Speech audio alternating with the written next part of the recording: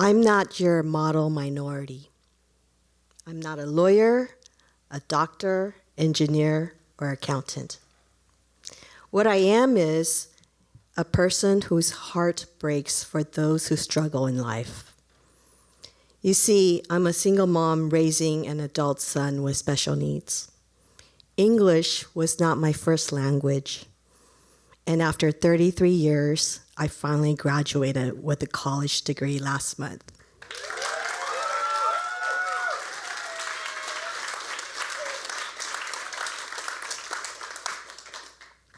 At age 7, my parents brought me here from Taiwan. After 44 years in America, they can still barely speak English. Though I've adapted to this new culture, it was tough growing up, navigating the complexities of my heritage and strict upbringing while balancing the demands of American society. As the eldest in their families, my parents didn't have the opportunity to go to college. They had to work to send money home and support their families. With only a high school education, they managed to provide for their families.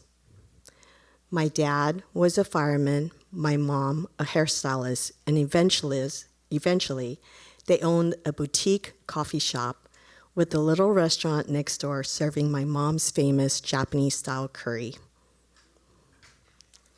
Everyone wanted my mom's curry and my dad's meticulously grounded, slow-dripped coffee. I remember watching my dad prepare coffee with the precision of a chemist using flasks. The aroma of fine coffee still brings me back to those moments. My parents brought us to America to give us a better future, a place where teachers wouldn't hit you with a ruler or for scoring poorly on an exam. Despite arriving with only $5 in their pocket and very limited English, my parents managed to find their way in America. Affording to stay in LA County most of our lives was not easy, but they held fast to their belief in the American dream. Reflecting back on our pursuit of the American dream seems so far from the reality.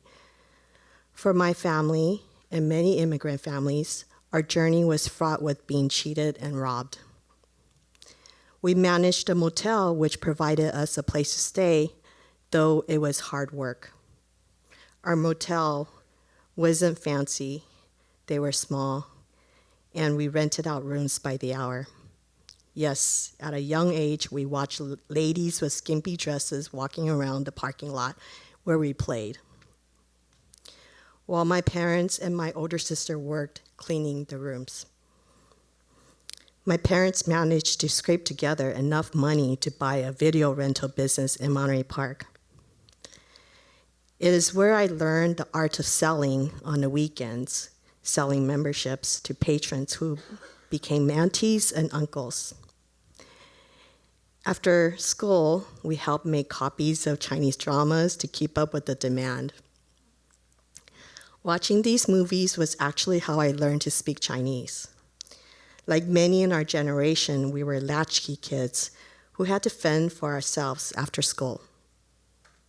To curb our hunger, my sister and I would serve ourselves a bowl of Captain Crunch peanut butter cereal until our parents got home around 10 p.m. just to have dinner together. Unfortunately, my parents never quite adapted to American society because they were in survival mode. When you have parents faced with overwhelming stress of survival, mixed with undiagnosed mental health issues, you end up with kids quietly growing up with childhood trauma from experiencing domestic violence and abuse. And as you know, childhood trauma never really leaves you. You just learn to adapt to it. Out of obedience, no one in the community talks about that kind of stuff because the fear of bringing shame to the family was much worse.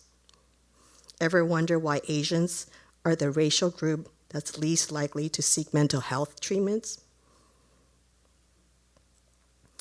Though children of families, immigrant families, quickly learned to assimilate to American society, my parents were strict about making us remember our Chinese language and keeping our cultural traditions.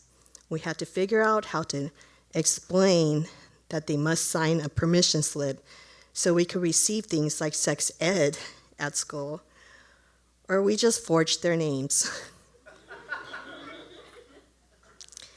To this day, when we talk to each other, we may mix Chinese, Taiwanese, and English into one sentence, switching languages out of desperation just to find the right meaning. It was not seamless or fluid whatsoever. Still is. Often, I find myself completely frustrated at my inability to explain difficult concepts to my parents. To this day, we help them figure out which of their mail is junk and translate what's legitimate. The language barriers that immigrants face are real, affecting not only our access to essential services and opportunities, but also in navigating the realities of embracing dual cultures, putting additional strain on our relationships. My family's American story is not unique. Many immigrant children face similar issues. When you help an immigrant family, whether it's by providing translation services to overcome language barriers, you're helping to lift the burdens off their children. Today, my parents are in their 80s with their health failing. Being part of the sandwich generation, I find myself having to navigate complicated systems just to advocate for loved ones. The weight of this burden is heavy, but I press on. Let's keep in mind that at some point, each of us, as we age, will be faced with a disability.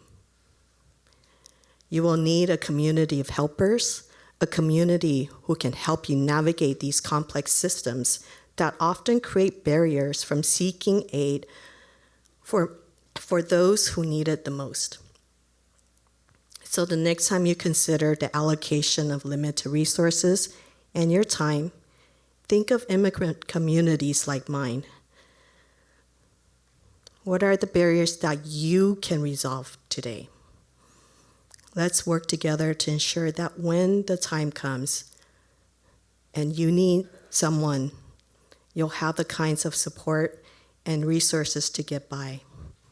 Together, we'll build a community that cares for all its members, no matter the obstacles. Thank you.